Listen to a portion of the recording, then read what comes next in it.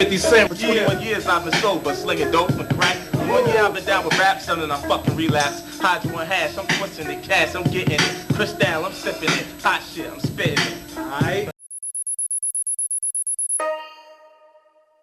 Curtis James Jackson III, aka 50 Cent, born July 6, 1975. How does a guy who at one point was worth over 200 million, was the biggest star in the game, and has at least one classic album under his belt be considered not to have reached the heights he could have? Well, that's like saying Michael Jordan won one championship in a 90s era where he could have won 6. Today's feature, you must know, is one of my favorite people in entertainment, period, and a rapper I look at that as rappers you should inspire to be like. What I admire most is that he continued to evolve and is continuing to push himself in different endeavors you'd never expect a rapper to lead or be involved in. His career as an entertainer superseded expectations, and it's admirable how he was able to parlay his music career into bigger and more vast relationships. As a black man in America, 50 Cent has done amazing for himself. But if we're to look at 50 Cent's music career, you can't help but feel it was a slight disappointment. 5 albums in 20 years, one since 2010. He was the hottest rapper in the game when he first came out, leading to his first album dropping and literally being the topic of conversation in 2003 and going #1 on the charts and diamond worldwide. With the start 50 Cent had, no one would have thought he'd end up with only 2 #1 albums, and by the end of the decade struggled to even go gold, but such was the case. Owner of arguably the hardest rap name of all time, 50 Cent literally had it all as far as what it takes to be a successful rapper, especially in those times. His entrance into the rap game was just as you'd expect it to be, as he came in dissing everybody on how to rob, staking his claim as rap's new interesting antagonist. In an era where street credibility was required and tested, 50 Cent, as far as I know, is valid. His biggest claim to street infamy is being shot 9 times in front of his grandmother's house and actually surviving the hit, only to come out more aggressive and use the incident to enhance his antagonistic image and boost sales as the hardest rapper in a time where that was important. He had the look, personality, skill, backstory, and all the potential in the world to go down as one of the biggest rappers ever. Somehow now, almost 20 years since his first album release, it feels like musically he might have missed the mark. Here's why. Let's talk about it. It's your boy JC Stunted Growth Music. Let's get it, man. Take a minute to like, subscribe, and comment on who I should do next. You can also send a super thanks by clicking the button below. Enjoy the video. 50 Cent is a rapper from Queens, New York, raised by his grandmother since 8 years old after his mother passed away tragically in a fire that 50 Cent later explained, saying someone put something in her drink and turned the gas on. By 12 years old, he was heavily involved in street activities without a father to steer him in the right way, his mother passing years earlier, and a grandmother that only could control so much. He sold drugs and carried guns to school until he was arrested in front of his schoolmates and whisked away like a criminal, to which he admits embarrassed him. By 19, he was deep in the streets, so much so that police raided his house on suspicion 50 Cent was housing drugs and possibly illegal firearms there, and found both, leading to another arrest. Although sentenced to 3 to 9, he served 6 months in boot camp where he earned a GED and had time to figure out what he really wanted from life.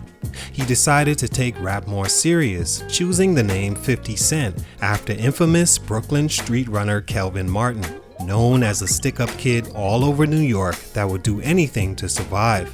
He began rapping and success almost immediately followed. Stunt number 1, being shot 9 times.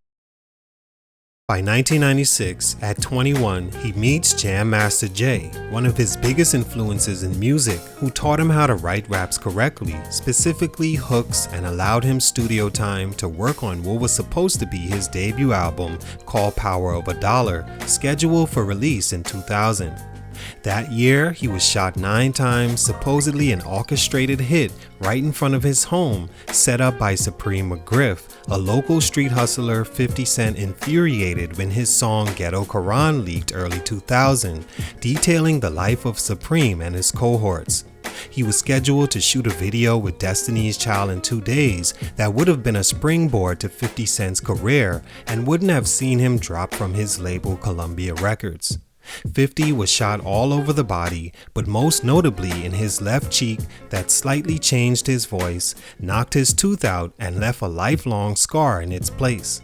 The shooter was killed weeks later, and Supreme received life in prison on unrelated charges.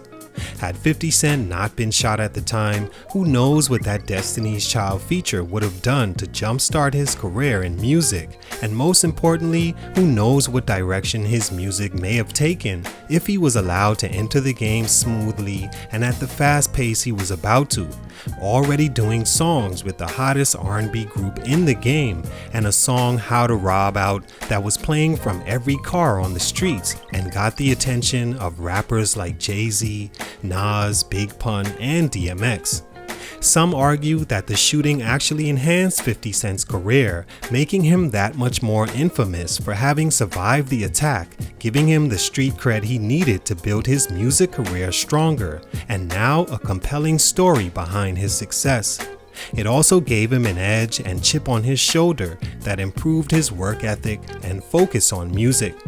That is a great argument, but it also led to him overly focusing on beef and not taking the slightest shade from rappers that would wind up a distraction and hurt more than it could have helped.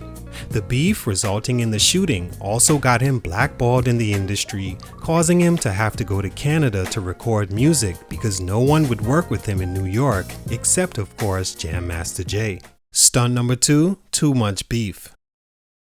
The shooting in 2000 turned 50 Cent into a different person. At first, it was just about the music and making a better way for himself growing up without his parents for the most part and providing for his grandmother that stood by him all the trips to juvie and him almost losing his life being shot right in front of her as she planted seeds in her garden.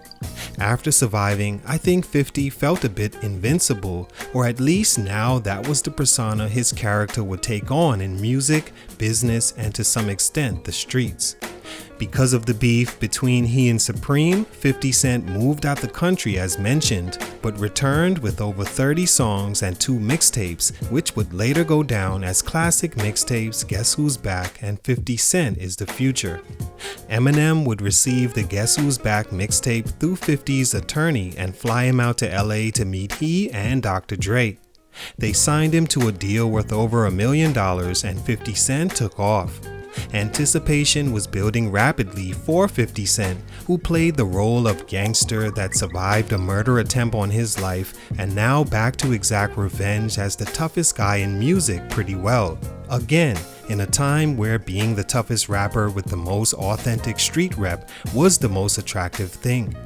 Anyone that got in his way, 50 would attack on wax, and it led him down a long path of entering and exiting beefs that for the moment made for great anticipation for his music, but an even bigger distraction from creating great music and not just aggressive beef music.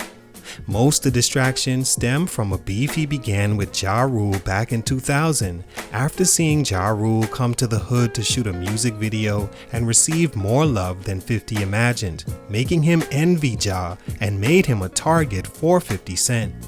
This feud again built anticipation for his debut album and created a buzz around his name as one of the most interestingly fared rappers at the time. The beef is a classic that's well documented and saw back and forth diss records from both sides that still today hasn't been resolved.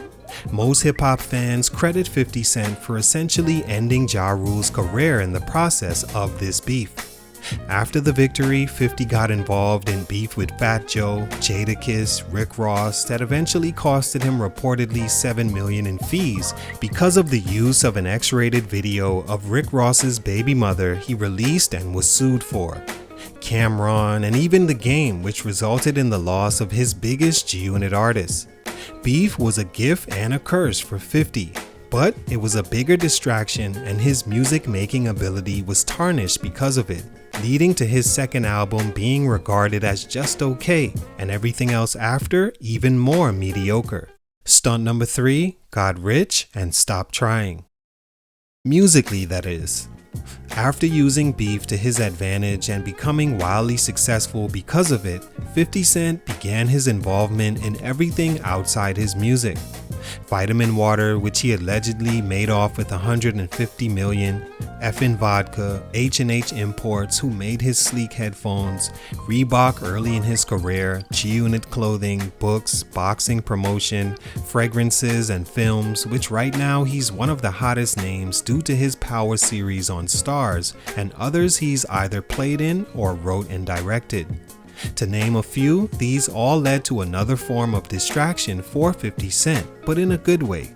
I applaud what he was able to do and think more rappers should follow suit and begin branching out earlier to further expand their portfolio like 50 Cent did, but I have to be honest, it did make the music take a huge halt as far as albums and even the sound he was known for changed. Since 2010, he's released one album in 2014 and doesn't seem to have another coming anytime soon. All in all, like I said, 50 Cent is one of my favorite people in entertainment, and his growth stunts were strictly as a rapper and not his greatness outside of it that has him as one of the most successful rappers turned businessmen in history. He's always worth a listen when he speaks, and his art through movies and TV shows is well received and can only get better from here. But for these reasons, musically, his growth was stunted. Salute, much respect. It's your boy JC Stunted Growth Music, and I'm out.